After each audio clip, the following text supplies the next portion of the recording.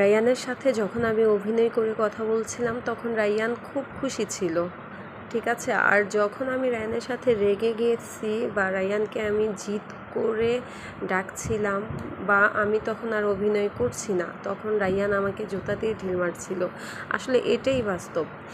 আপনি যত দিন অভিনয় করতে পারবেন আপনি সবার কাছে সেরা থাকবেন।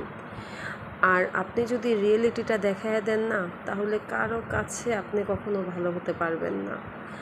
তারপরে এই তো আমি রায়ানকে তো ধমকাচ্ছিলাম, বকাঝকা করছিলাম, এর মধ্যে ও জুতা দিয়ে আমাকে ঢিল মারতেই শুরু করেছে।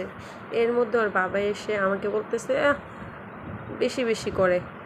তো আমি আবার রায়ানকে বলতেছিলাম, রায়ান তোর বাবাকে এবার একটা দে তো।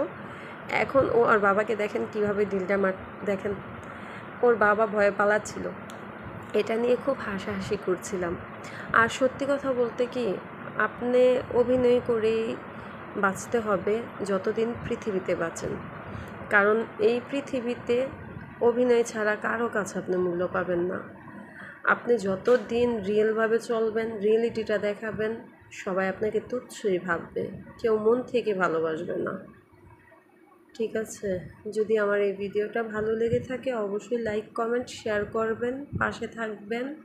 আমার ছোট্ট ফুচকু বাবুটার জন্য সবাই দোয়া করবেন, যাতে ওর লাইফটা সামনের দিকে অনেক ভালো হয়, ও যেন ভালোভাবে বেড়ে উঠতে